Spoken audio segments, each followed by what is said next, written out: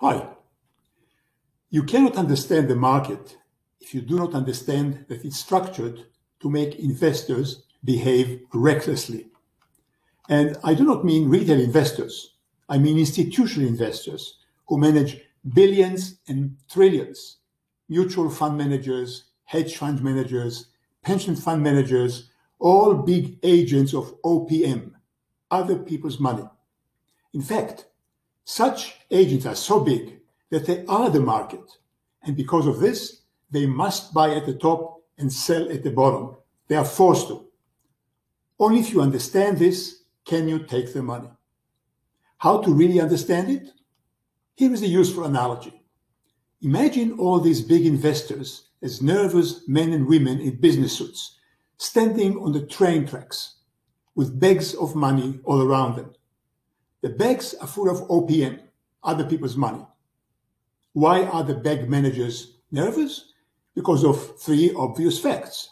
Fact number one, they and their money bags of OPM must stand on the train tracks, and every now and then a train rushes by without notice. Fact number two, these bag managers are paid a percentage of the OPM in their bags. This payment they use to feed their kids, pay their mortgage, and buy custom-made Oxford shoes. Fact number three, the money bag managers get paid only so long as the bags are in their hands. But if the OPM owners take the bags away, or if the bags are hit by a train, the bag managers are out of a job. Then their kids go hungry, the bank repossesses their home, and they must buy their shoes at Walmart. Now, how do they keep the bags in their hands? Simple. They must make the OPM in the bags, the other people's money in the bag, grow faster than the market does. And because all bag managers are so big, they are the market. So what this really means is that they must make the OPM in their bag grow faster than what half all other bag managers can do. But how can they do that? Like this. The trains running on the market track are, of course, the capitalist economy, moving people and merchandise. And as the trains run, they drip money on the track. Pennies, dimes, dollars of profit. It is the job of big money bags managers to pick up this money and stuff it in their bags.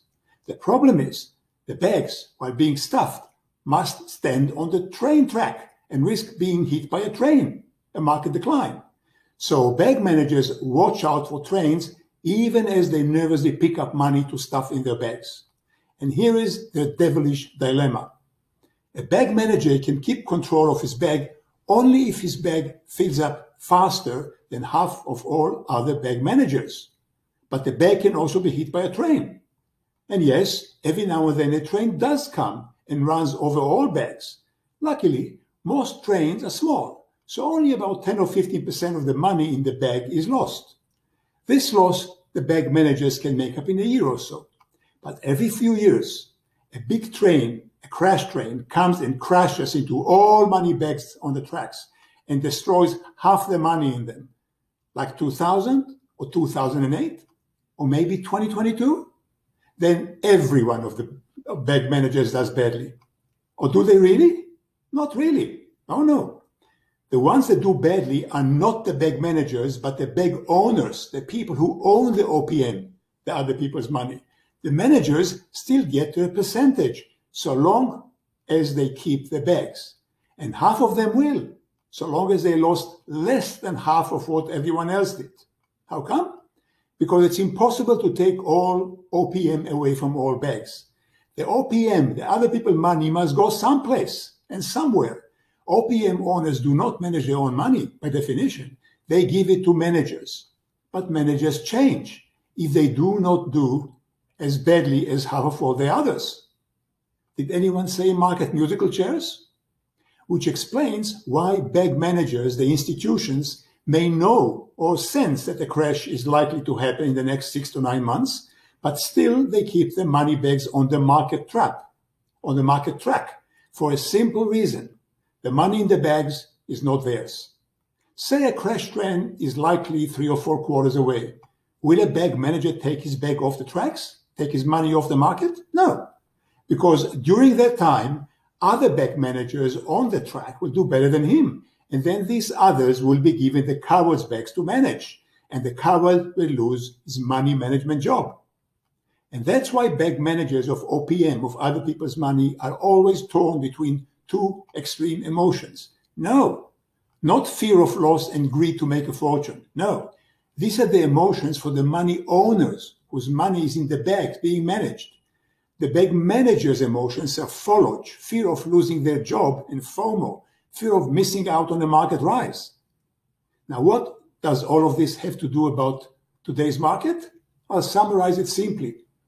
Practically everyone knows that the S&P, now at 4,000, is worth less than 2,000 if and when inflation rises, as it must, after all the money printing we have seen.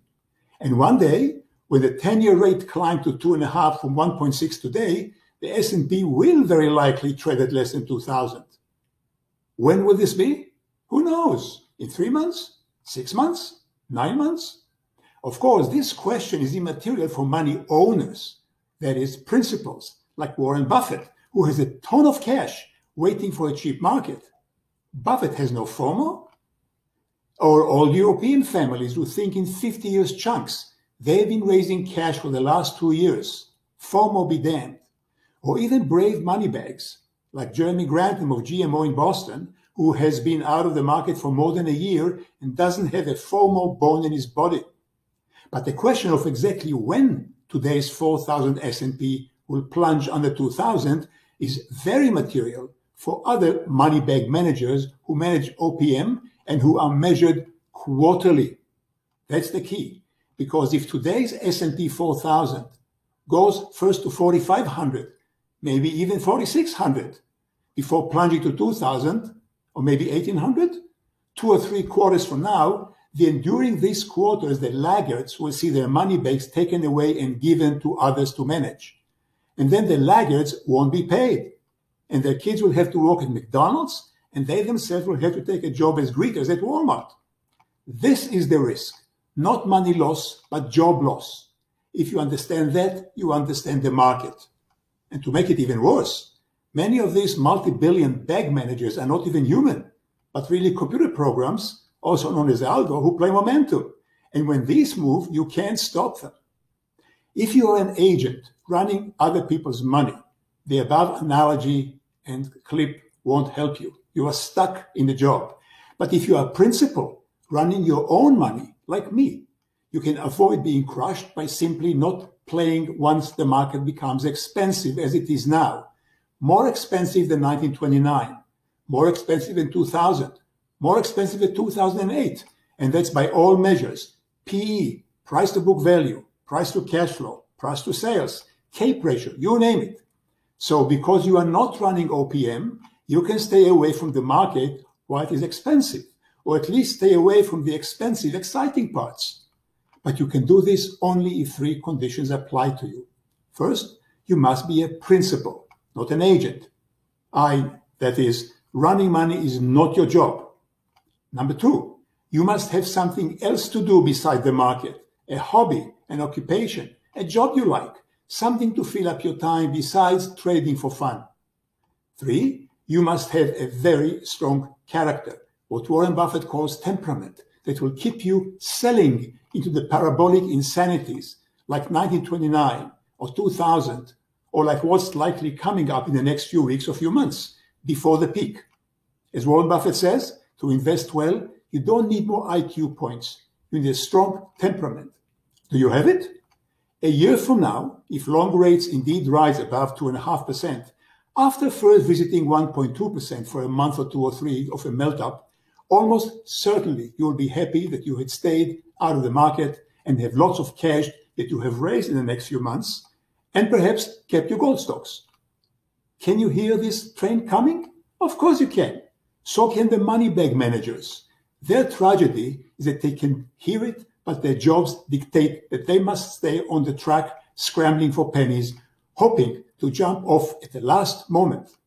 And of course, they'll all jump together with their billions and trillions, all trying to scramble to the same narrow door, which of course is when the S&P will likely go to under 2,000 in a nice avalanche. if they keep the market open, that is, because they are always the market callers, in a market crash. But that's another story. Aren't you glad you manage only your own money and not OPM? That's all for today. Please tell me below what you think of the above. Give it a like, subscribe to the channel, and tell all your friends about it so they'll subscribe too. I'll see you next time. And meantime, thank you very much for watching.